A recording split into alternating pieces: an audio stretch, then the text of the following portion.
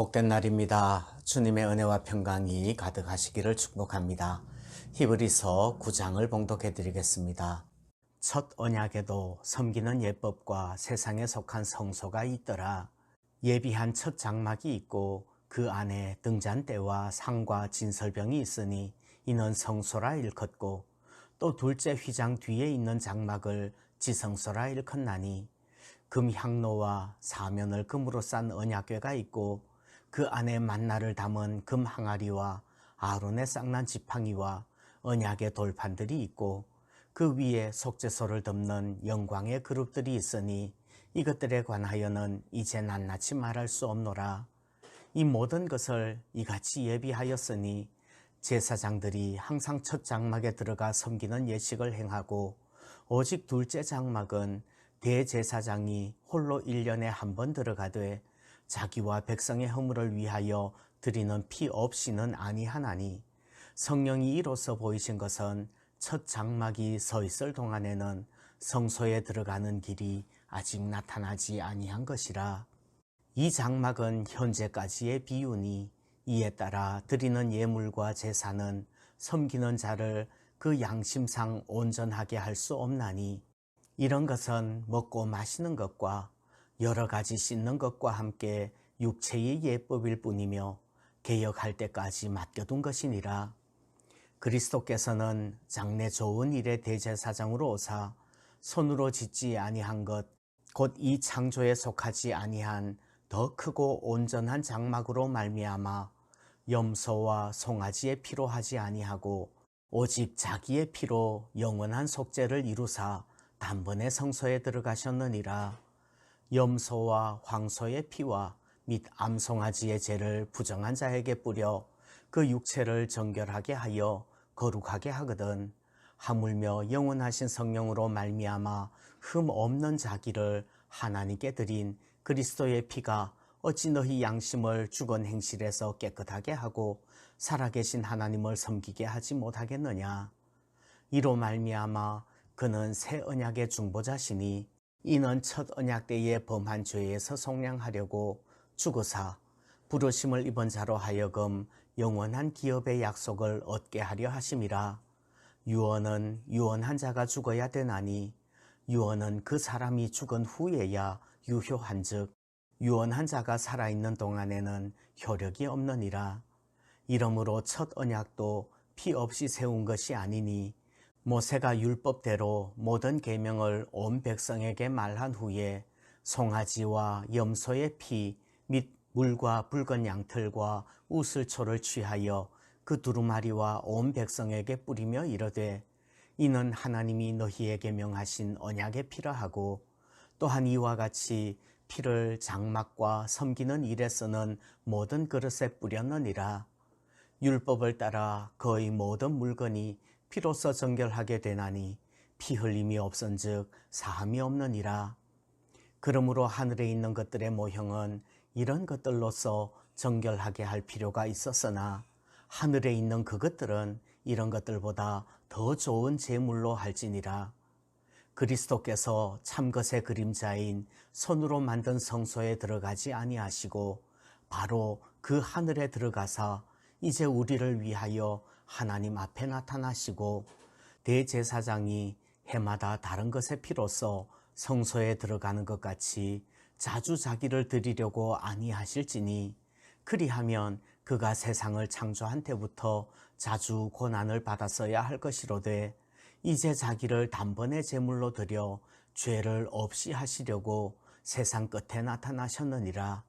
한 번 죽는 것은 사람에게 정해진 것이요 그 후에는 심판이 있으리니, 이와 같이 그리스도도 많은 사람의 죄를 담당하시려고 단번에 들이신 바 되셨고, 구원에 이르게 하기 위하여 죄와 상관없이 자기를 바라는 자들에게 두 번째 나타나시리라.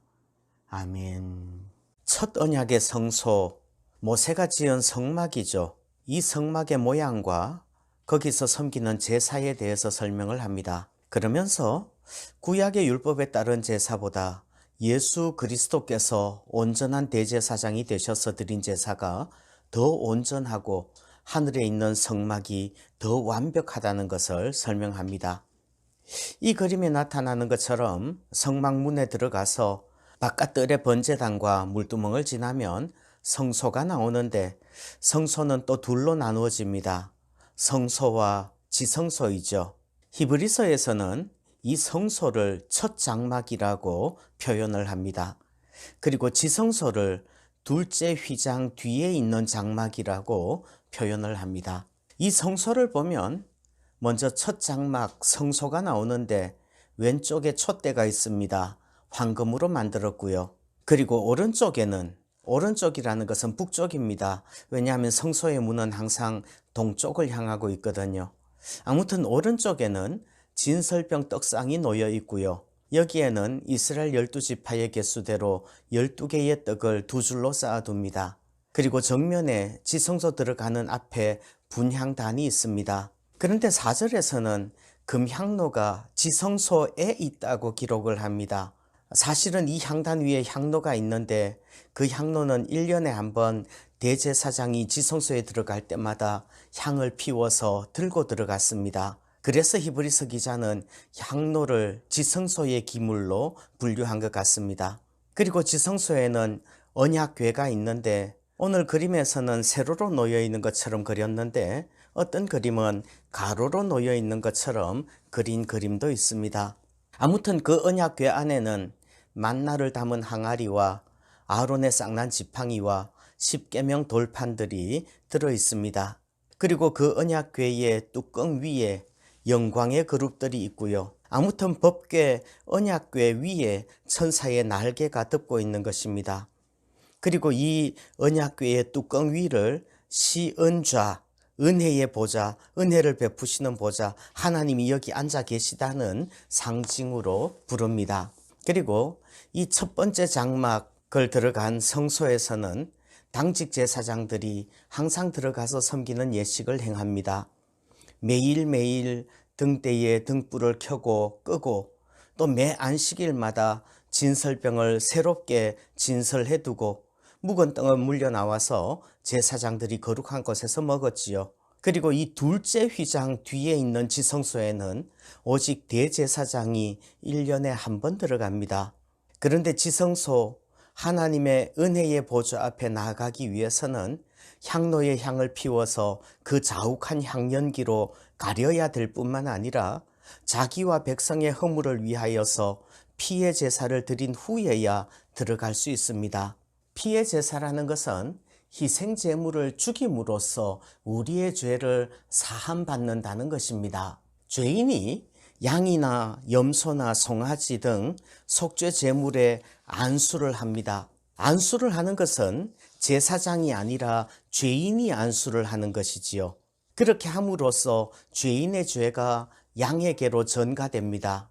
양이 죄인의 죄를 뒤집어 쓰는 것이지요. 그리고는 죄를 뒤집어 쓴 양을 죽이는 겁니다. 그렇게 함으로써 죄인의 죄가 사하여졌다고 인정했던 것입니다. 그것이 구약의 제사입니다. 그런데 사실 그것은 완전하지 않습니다. 그것은 그리스도 예수께서 이 땅에 오셔서 우리의 모든 죄를 다 담당하시고 뒤집어 쓰시고 우리의 죄를 속하기 위하여서 십자가에 죽으신 것에 대한 그림자일 뿐입니다. 상징일 뿐이고요. 모형일 뿐이라는 말입니다. 이제는 하나님의 본체이신 예수 그리스도께서 직접 이 땅에 오셔서 온전한 속죄 제물, 온전한 화목 제물 되셔서 단 한 번에 그 십자가의 제사를 드림으로써 우리의 모든 죄가 사하여진 줄 믿습니다.